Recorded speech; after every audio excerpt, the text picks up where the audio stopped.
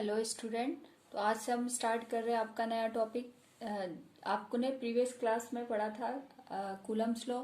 ठीक है, आपने उसके न्यूमेरिकल भी देखे थे। आज हम स्टार्ट करने वाले हैं आपके पास इलेक्ट्रिक फील्ड। देखिए, आपको मैंने लास्ट क्लास में एक चीज समझाई थी।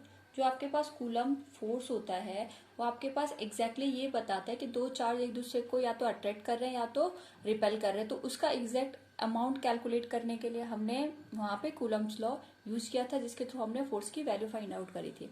अब सबसे बड़ा क्वेश्चन ये होता है कि एक्चुअली में ऐसा होता क्यों है कि दो चार्ज एक दूसरे को अट्रैक्ट कर रहे हैं या दो चार्ज एक दूसरे को रिपेल कर रहे हैं। इसके पीछे का एक्चुअली में आपके रीजन क्या है। ठीक है, तो हम इसको कैसे समझते हैं।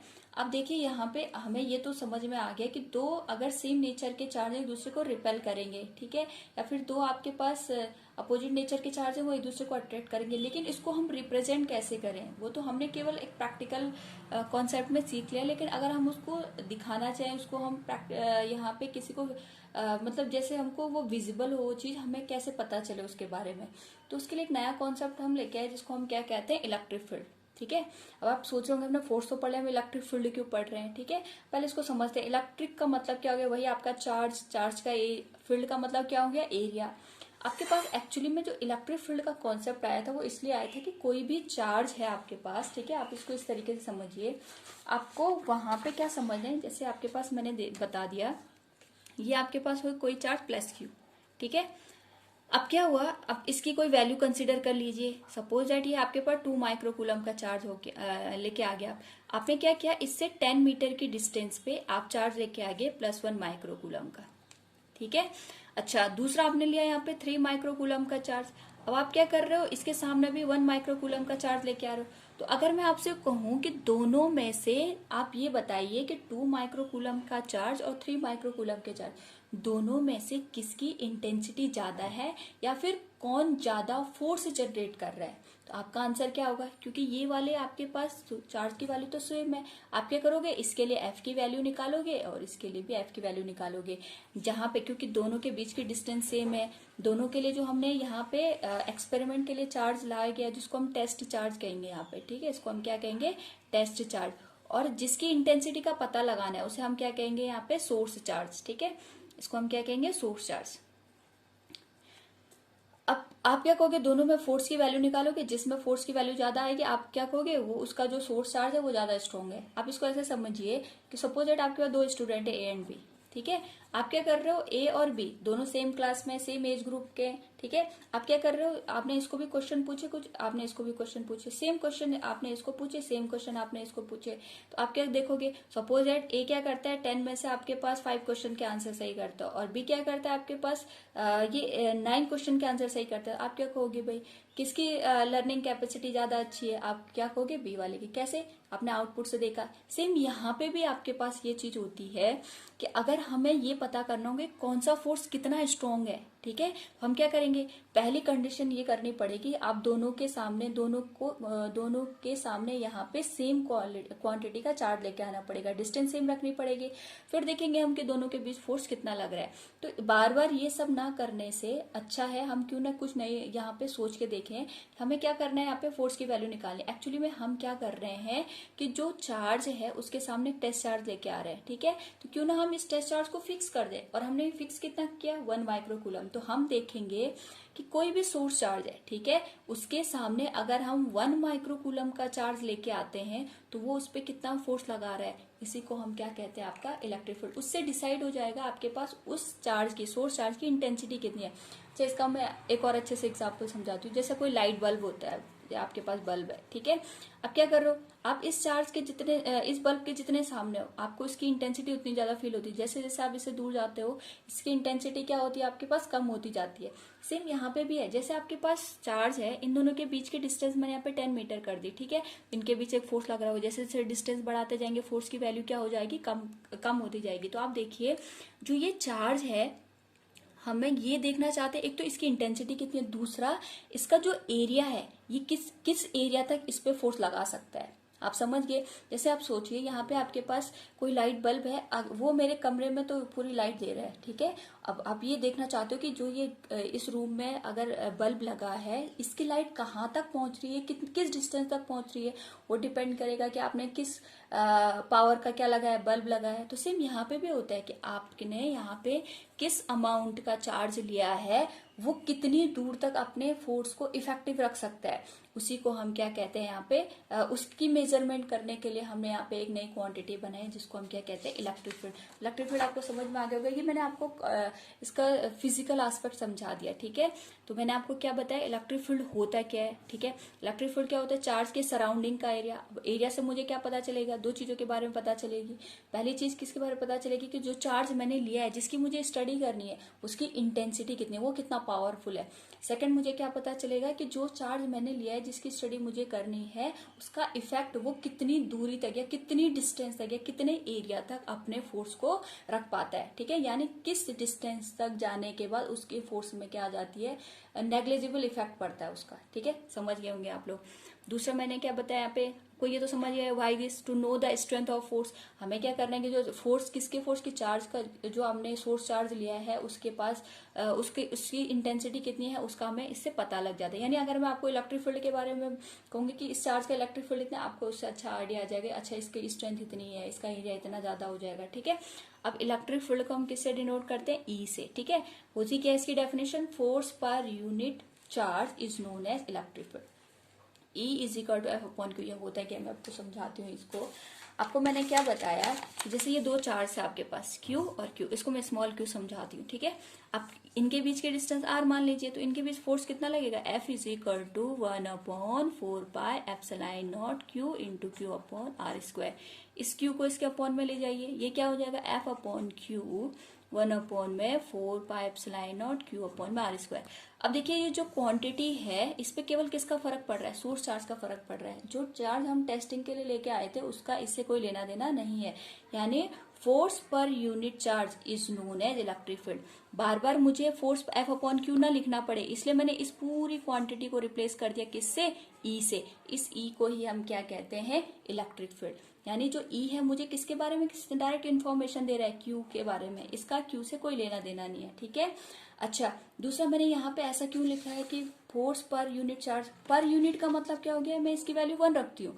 अगर मैंने जो टेस्टिंग के लिए मैंने चार्ज यूज किया, अगर मैंने उसकी वैल्यू 1 रखी, तो आपको इसकी कैपेसिटी का अंदाजा आ जाएगा। अब सोचो मैंने अगर 1 के लिए कैलकुलेशन कर दी, तो चाहे आप मुझे 10 दो, चाहे मुझे 10,000 दो, मैं उसके लिए इजीली कैलकुलेशन कर सकती हूँ। अगर आपको किसी भी 1 का प्राइस पता है, जैसे आपको 1 मैंगो का प्राइस पता है, 1 आपको एप्पल का प्राइस पता है, मैं आपसे 100 पूछूं, 1000 पूछूं, आप इजीली कैलकुलेट कर सकते हो। सेम यहाँ पे भी है। अगर आपको ये पता है कि आपने जो सोर्स चार्ज यूज करा है उस पे उसका 1 कूलम, माइक्रो कूलम या 1 कूलम पे कितना फर्क पड़ रहा है, तो आप कितने भी यहाँ पे किसी भी अमाउंट का टेस्ट चार्ज लेके आओ, आपको उसकी कैपेसिटी का अंदाजा आ जाएगा, ठीक है। इतनी बात समझ में आ गई। तो मैंने क्या बताया, फोर्स पर unit charge is known as electric field.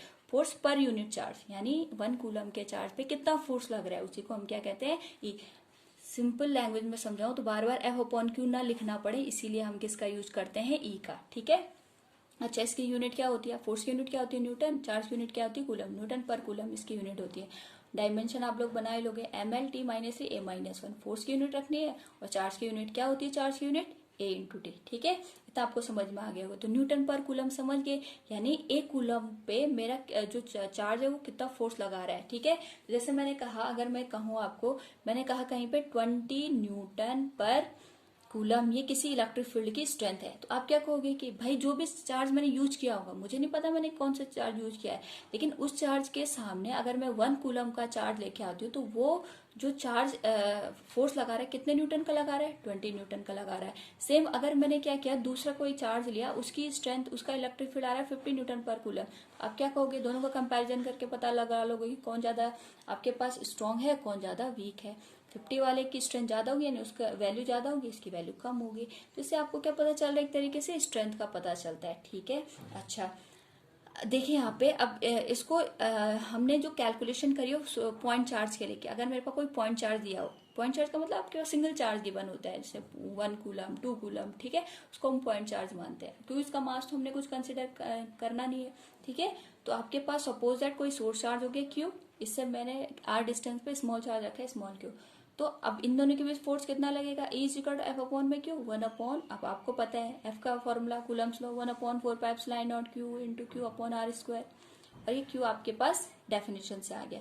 तो यहाँ पे जो आपके इलेक्ट्रिक फील्ड है, जैसे आपके पास कूलम्स लॉ का फॉर्मूला याद रखा था आपने, वैसे ही इसको भी याद रखना है। याद क्या रखना है, आप इसको सिंपली, अगर आपको ये चीज क्लियर है तो इसको समझने में कोई दिक्कत नहीं होगी। तो ये आपके पास का व्यू जो का ध्यान से सुनना, ये है electric field due to a point charge. क्या बोला मैंने, electric field due to a point charge, due to a point charge.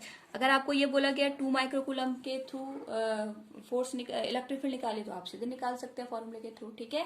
अच्छा, अब नेक्स्ट इसमें आपके पास आता है कि जो हमने इलेक्ट्रिक फील्ड कहने के लिए तो कह दिया कि भाई जो चार्ज है उसका एरिया यहाँ तक है, वहां तक है, लेकिन मैं इसको रिप्रेजेंट कैसे करूंगी। जैसे मैंने चार्ज को अभी बताया आपको, चार्ज बनाने के लिए तो मैंने बनाया, लेकिन उसका एरिया, ये हम इसका रिप्रेजेंटेशन इन इलेक्ट्रिक फील्ड को मैं दिखाऊंगी कैसे, ठीक है। तो जैसे आपने लैटिट्यूड लॉन्गिट्यूड के बारे में सुना होगा, वो मैपिंग के लिए हम यूज करते हैं कि कहीं किस पोर्शन पे मुझे जाना है। सेम यहाँ पे भी होता है कि अगर मुझे किसी चीज को इजी बनाना है तो उसका, अगर मैं उसके लिए मेरे पास कोई फिजिकल एस्पेक्ट आता है तो मैं उसको इजीली समझ सकती हूँ। तो मुझे अगर इलेक्ट्रिक फील्ड को समझना है, मैंने ये तो बोल दिया भाई आपके पास कोई लाइट है, जैसे सपोज है कोई चार्ज है, उसका एरिया यहाँ से लेके और 10 मीटर तक है, कहने के लिए तो कह दिया, लेकिन अगर मैं उसको कहीं पे डायग्राम के थ्रू शो करूं तो मुझे क्या हो जाएगा, उस चीज को समझने में आसानी होगी। तो हम इसको रिप्रेजेंट कैसे करते हैं, electric field is shown by imaginary lines. Electric field को शो करने के लिए हम कुछ इमेजिनरी लाइन का सहारा लेते हैं, पहला पॉइंट, ठीक है। बहुत इंपॉर्टेंट पॉइंट है, यहाँ से आपके क्वेश्चन बनते हैं हमेशा, ठीक है। तो नेक्स्ट है, these line show the direction of electric field, most important point. ये आपका देखो, ये क्वेश्चन पूछा भी गया है, इलेक्ट्रिक फील्ड का सिग्निफिकेंस क्या है। आपके वाइवा वगैरह में पूछा जाता है कि इलेक्ट्रिक फील्ड हम क्यों यूज करते हैं। तो इलेक्ट्रिक फील्ड आपको क्या शो करता है, डायरेक्शन। किसकी डायरेक्शन, इलेक्ट्रिक फील्ड की डायरेक्शन। पहला पॉइंट आपको क्लियर हो गया होगा। इलेक्ट्रिक फील्ड क्या होता है, इलेक्ट्रिक फील्ड को हम किसके थ्रू शो करते हैं, इमेजिनरी लाइंस के थ्रू शो करते हैं। ये इलेक्ट्रिक फील्ड होता क्या है, ये आपके पास डायरेक्शन शो करता है। किसकी डायरेक्शन शो करता है, इलेक्ट्रिक फील्ड की डायरेक्शन शो करता है। अच्छा, अब आप एक बात सोचिए, आपके पास चार्ज कितने टाइप के बताए थे मैंने, 2 टाइप के, एक पॉजिटिव और एक नेगेटिव। तो जो पॉजिटिव चार्ज है उसके लिए डायरेक्शन अलग होगी और नेगेटिव के लिए अलग होगी, क्योंकि हमें नेचर को भी तो शो करना है यहाँ पे। तो जो आपका पॉजिटिव चार्ज होता है उसकी डायरेक्शन, उसको जब हम रिप्रेजेंट करते हैं उसकी इलेक्ट्रिक फील्ड लाइंस को, उसको हम आउटवर्ड बनाते हैं। और नेगेटिव के लिए किस तरीके से बनाते हैं, इनवर्ड। देखिए कि आपके पास चार्ज हो गया, अब इस तरीके से हम इमेजिनरी लाइंस, ये आपके पास कहीं पे दिखेंगे नहीं आपको, बस ये हमने अपनी सुविधा के लिए बना रखी है, ठीक है। ये आपके पास क्या हो गया, पॉजिटिव के लिए आउटवर्ड और नेगेटिव के लिए इनवर्ड। इतनी बातें सबको समझ में आ गई। दूसरा, कैरेक्टरिस्टिक ऑफ इलेक्ट्रिक फील्ड, यानी जो इलेक्ट्रिक फील्ड मैंने यहाँ पे ड्रॉ करी है, अब मैं ऐसा तो नहीं होगा कि मैंने ये इलेक्ट्रिक फील्ड इसी तरीके से क्यों बनाई, मैंने ऐसे ऐसे करके या फिर ऐसे ऐसे करके क्यों नहीं बनाई है। कुछ भी मैं यहाँ पे आपका डायग्राम ड्रॉ नहीं कर सकती हूँ, क्योंकि उसके लिए हमें कुछ स्टैंडर्ड लेना पड़ेगा जो आपकी हर जगह यूज हो। तो इनकी क्या कैरेक्टरिस्टिक होती है वो हमें ध्यान रखनी है। These are parallel lines emerging from charge. ये कैसी लाइंस होती है आपकी, पैरेलल। ये कभी भी आपकी इंटरसेक्ट नहीं करेंगी। दूसरा पॉइंट वही है, नेवर इंटरसेक्ट ईच अदर। ये क्वेश्चन पूछा गया है कि आपके पास इलेक्ट्रिक फील्ड लाइन एक दूसरे को इंटरसेक्ट क्यों नहीं करती हैं, ठीक है। इसका आंसर आपको मिल जाएगा भी। मैंने क्या बोला पहला, कि ये आपके पास पैरेलल लाइंस होती है, दूसरा ये कभी इंटरसेक्ट नहीं करती। अब देखो, अभी मैंने आपको क्या चीज बताई थी कि इलेक्ट्रिक फील्ड लाइंस का सिग्निफिकेंस क्या है, ये क्या बताती है हमें, डायरेक्शन। क्या बताती है हमें, डायरेक्शन। अब मेरे को एक बात बताओ, डायरेक्शन का मतलब क्या हो, जैसे आपको सपोज दैट यहाँ ए प्लेस से बी प्लेस जाना है, अगर मुझे ए प्लेस से बी प्लेस जाना है तो मैंने एरो ये लगाया, तो इसका मतलब क्या होगा, मुझे इस रास्ते को फॉलो करते हुए बी तक पहुंचना है, ठीक है। अब सोचो, आपके पास ये एक एरो इधर लगाया है, एक एरो इधर लगाया, आप यहाँ से चल दिए, आपके पास क्या होगा, आप देखोगे एक एरो इधर की डायरेक्शन में, एक एरो इधर की डायरेक्शन में। क्या आप जो आपके पास डेस्टिनेशन है वहां तक कभी पहुंच पाओगे, बिल्कुल नहीं पहुंच पाओगे। क्यों, क्योंकि जिस पर्पस के लिए आपने ये डायग्राम यूज किया था वो तो फुलफिल ही नहीं हो रहा है। ये अगर आपको डायरेक्शन देखने, तो डायरेक्शन केवल आपके पास क्या होनी चाहिए, वन वे होनी चाहिए, ठीक है, एक ही एक्सिस में होनी चाहिए। आपके पास क्या होगा, कभी भी इंटरसेक्ट नहीं करेंगे। क्यों नहीं करेंगे, क्योंकि इंटरसेक्शन के पॉइंट पे दो डायरेक्शन, 2 से ज्यादा डायरेक्शन आ जाएंगे, आप कंफ्यूज हो जाओगे, तो हमें डायरेक्शन का पता कैसे चलेगा। जिस पर्पज के लिए हमने बनाई है वो पर्पज आपका फुलफिल होना चाहिए, इसलिए हम कैसे बनाते हैं, पैरेलल। देखो, कभी भी इंटरसेक्ट नहीं करेंगे, ठीक है। क्यों नहीं करेंगे, क्योंकि इंटरसेक्शन के पॉइंट पे इसकी 2 डायरेक्शन हो जाएंगी, जो कि पॉसिबल नहीं है, ठीक है। अच्छा, दूसरा देखिए, मैंने आपको ऑलरेडी बता दिया, पॉजिटिव के लिए आउटवर्ड, नेगेटिव के लिए इनवर्ड। अच्छा, दूसरा होता है, बहुत बहुत इंपॉर्टेंट पॉइंट है, ये कभी भी क्लोज लूप फॉर्म नहीं करती। क्यों नहीं करती है? अब एक बात ध्यान से समझिए, बहुत ज्यादा इंपॉर्टेंट पॉइंट है, क्योंकि इसमें बहुत सारे आपके जब आगे पोटेंशियल सरफेसेस वगैरह पढ़ेंगे आप, वहां पे भी आपके काम आएगा, ठीक है। तो जैसे पॉजिटिव है और नेगेटिव चार्ज है, ठीक है, तो पॉजिटिव से क्या होगा, इलेक्ट्रिक फील्ड लाइंस आपके किसकी साइड जाएंगे, नेगेटिव वाले की साइड जाएंगे, इस तरीके से नेगेटिव की साइड जाएंगे। तो पॉजिटिव से नेगेटिव की साइड तो जाती है, लेकिन कभी नेगेटिव से पॉजिटिव की साइड आपकी इलेक्ट्रिक फील्ड लाइन नहीं जाती। इसीलिए मैंने आपको बताया था पॉजिटिव से आउटवर्ड और नेगेटिव से इनवर्ड आपकी इलेक्ट्रिक फील्ड लाइन आएंगी। कभी भी नेगेटिव से आप जो इलेक्ट्रिक फील्ड होगा वो आउटवर्ड डायरेक्शन में नहीं बनेगा, इसलिए ये क्या नहीं बनाती है, क्लोज लूप नहीं बनाती। क्लोज लूप का मतलब समझते हो ना, यहाँ से ए से बी पे गया, फिर बी से वापस भी आना है इसको। ये ए से मतलब पॉजिटिव से नेगेटिव तक तो जाएंगे, लेकिन नेगेटिव से बाहर नहीं आएंगे कभी भी, इसलिए ये क्या नहीं करती हैं, कभी भी क्लोज लूप फॉर्म नहीं करती हैं। बहुत बहुत इंपॉर्टेंट पॉइंट है, ठीक है। अब इसी वजह से क्या होता है, जो आपके पास चार्ज होता है वो सिंगल भी एग्जिस्ट करता है, लेकिन जो पोल्स होते हैं, आपने 10th क्लास में पढ़ा होगा, जो पोल्स होते हैं वो आपके क्लोज लूप बनाते हैं। नॉर्थ से निकलेगा साउथ पे, फिर साउथ से वापस नॉर्थ पे आता है। इसीलिए क्या करता है, जो पोल होता है वो आपका हमेशा नॉर्थ और नॉर्थ के साथ साउथ होना जरूरी है। चार्ज के साथ ऐसी कंडीशन है, चार्ज आपका पॉजिटिव अकेला हो सकता है, नेगेटिव अकेला हो सकता है, ऐसा कोई जरूरी नहीं कि पॉजिटिव नेगेटिव एक साथ हो, ठीक है। तो नेक्स्ट मैंने आपको क्या बताया यहाँ पे, कि जो आपके पास electric field due to point charges, आपको क्लियर हो गया होगा, ठीक है। अच्छा, इलेक्ट्रिक फील्ड एक वेक्टर क्वांटिटी है, ये बताने की जरूरत नहीं होगी, क्योंकि डायरेक्शन मेंशन करी हमने, तो यहाँ पे वेक्टर क्वांटिटी होगी। दूसरा मैं क्या बता रही थी आपको, डाइपोल। डाई का मतलब होता है टू, पोल का मतलब होता है एज, मतलब ये पर्टिकुलर केस पढ़ रहे हैं हम, ठीक है। पॉइंट चार्ज हमारे पास सिंगल चार्ज होता है तो ये कॉन्सेप्ट आता है, लेकिन अगर हमारे पास दो चार्जेस एक साथ गिवन हो कहीं पे, जैसे HCl का एग्जांपल दिया मैंने, HCl, ठीक है। तो सोचिए अगर आपका HCl कहीं पे गिवन है, तो वहां पे क्या होगा, पॉजिटिव चार्ज नेगेटिव चार्ज भी एक साथ एग्जिस्ट करे, तो एक पर्टिकुलर टाइप का आपके पास यहाँ पे एक कंडीशन बन रही है। उस मतलब कुछ स्पेशल बात हम पढ़ रहे हैं। स्पेशल बात क्या है कि भाई दो आपके चार्ज होने चाहिए, और उनके जो आपके पास नेचर होता है वो अपोजिट होना चाहिए, लेकिन उनकी जो अमाउंट है, जो मैग्नीट्यूड है, जो वैल्यू है, ठीक है, वो क्या होनी चाहिए, सेम। जैसे मैंने कहा, अगर मेरे पास +2 माइक्रोकूलम का कोई चार्ज है, तो दूसरा चार्ज कितना होना चाहिए, -2, और ये एक साथ मिले हुए होने चाहिए। ऐसा नहीं कि +2 वाला कहीं एक प्लेस पे है और माइनस वाला कहीं पे, नहीं, ये एक दूसरे के साथ हमेशा कनेक्टेड होने चाहिए, इनके बीच कुछ ना कुछ डिस्टेंस होनी चाहिए। तो डाइपोल क्या होता है, two equal and opposite charges separated by a small distance is known as dipole, ठीक है। ये बात सबको समझ में आ गई। दूसरा आपके पास क्या होता है, डाइपोल मोमेंट। अब देखिए, जो मैं आपको डाइपोल मोमेंट बता रही हूँ, ये केवल डाइपोल को समझने के लिए आपके पास एक कॉन्सेप्ट है। इसमें आपको बहुत ज्यादा सोचना नहीं है कि डाइपोल मोमेंट क्या होता है, इसका फिजिकल सिग्निफिकेंस क्या होता है, कुछ नहीं होता है इसका फिजिकल सिग्निफिकेंस। बस ये होता है कि हमको डाइपोल की पहचान हो जाती है, ठीक है। It is denoted by P, और ये होता क्या है, मतलब हमें इसकी डेफिनेशन, इसको और अच्छे से समझना है, तो हमने P इक्वल्स क्या किया, Q×2A, यानी दोनों चार्ज में से जो डाइपोल है उनमें से एक अमाउंट, एक चार्ज यहाँ पे लिया, उनके बीच के डिस्टेंस को इससे मल्टीप्लाई कर दिया। अच्छा, यहाँ पे मैंने डिस्टेंस A नहीं लिखी है, 2A लिखी है, क्यों, क्योंकि डाइपोल में दो चार्जेस के बीच की डिस्टेंस बहुत स्मॉल होती है। उसी स्मॉल डिस्टेंस को मतलब कैलकुलेशन में हमें थोड़ा टफ पड़ता है, ठीक है, तो उसी को हमने कंपनसेट करने के लिए यहाँ पे क्या कर देते हैं, 2A कर देते हैं। कोई बड़ा लॉजिक नहीं है इसके पीछे, ठीक है। दूसरे का product of charge and distance between two charges, इसी को हम क्या कहते हैं, डाइपोल मोमेंट। यूनिट आपको याद रखनी है सेंटीमीटर। अब देखिए C-m, आपको क्या ध्यान रखना है, देखिए लास्ट ईयर जो आपके पास 2020 का भी पेपर हुआ था, उसमें क्या आया था, डाइपोल मोमेंट C-m ऐसा ही लिखा आया था, और उसके डायमेंशन लिखने के लिए बोला था, तो बच्चे इसमें कंफ्यूज हो गए, उन्होंने इसको सेंटीमीटर अज्यूम कर लिया। तो आपको ध्यान रखना है, सेंटीमीटर नहीं है, कूलम मीटर है, बात समझिए। वो मेंशन भी करता है डाइपोल मोमेंट, तो आपको ध्यान रखना है ये कूलम मीटर आएगा, कूलम की यूनिट A×T और मीटर की यूनिट L, तो इसकी डायमेंशन क्या हो जाएगी, ALT। इतनी बात सबको समझ में आ गई। कैसी क्वांटिटी होती है, वेक्टर। अगर वेक्टर क्वांटिटी है तो इसमें डायरेक्शन भी आएगी। डायरेक्शन किस तरीके से लेंगे, इसकी डायरेक्शन हमेशा नेगेटिव से पॉजिटिव होती है। क्यों होती है, बाय कन्वेंशन, कोई इसका लॉजिक नहीं है। क्यों, इसका अगर आप इसको ऐसे समझिए, जैसे आपने ये पढ़ा होगा कि जो जिस डायरेक्शन में इलेक्ट्रॉन फ्लो करते हैं, करंट हमेशा उसकी रिवर्स डायरेक्शन में फ्लो करती है, ठीक है। उसका लॉजिक भी वही है। क्यों, क्योंकि जो आपके चार्ज होते हैं, इलेक्ट्रॉन होते हैं, इलेक्ट्रॉन की जो डिस्कवरी हुई थी, पहले ये माना गया था इलेक्ट्रॉन पे जो आपके पास चार्ज होता है वो पॉजिटिव चार्ज होता है। तब तक हमने बहुत सारे उसमें करंट को भी हमने डिस्कवर कर लिया था। बाद में जब ये सब कुछ डिस्कवरी हो गई, बाद में हमें पता चला इलेक्ट्रॉन पे नेगेटिव चार्ज होता है। तो इतनी सारी थ्योरी को सही करने के बजाय हमने एक छोटा सा रास्ता अपनाया कि जो भी हमने डायरेक्शन थी उसको रिवर्स कर दिया। तो सेम कॉन्सेप्ट यहाँ पे भी आता है आपके पास, ठीक है। तो इसकी डायरेक्शन कहाँ से कहाँ होती है, नेगेटिव टू पॉजिटिव। मैं कैसे समझाऊंगी इसको, देखिए ये आपके पास डायपोल ही है, तो अगर मैं कहूँ इस पर डायपोल मूवमेंट की डायरेक्शन दिखाऊँ तो ये आपके पास पी की डायरेक्शन ही हो गई। बहुत बहुत इंपॉर्टेंट है, क्योंकि इस पे आपके पास बहुत सारे स्टेबिलिटी के क्वेश्चन आते हैं फिर, ठीक है। तो मैंने क्या बोला, ये एक वेक्टर क्वांटिटी होगी, इसकी डायरेक्शन नेगेटिव टू पॉजिटिव हो गई। क्यों होती है, बाय कन्वेंशन होती है। इतनी बातें सबको समझ में आ गई।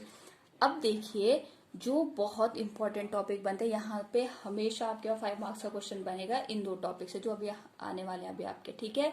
तो ये है आपके पास electric field due to a dipole on axial line, ठीक है।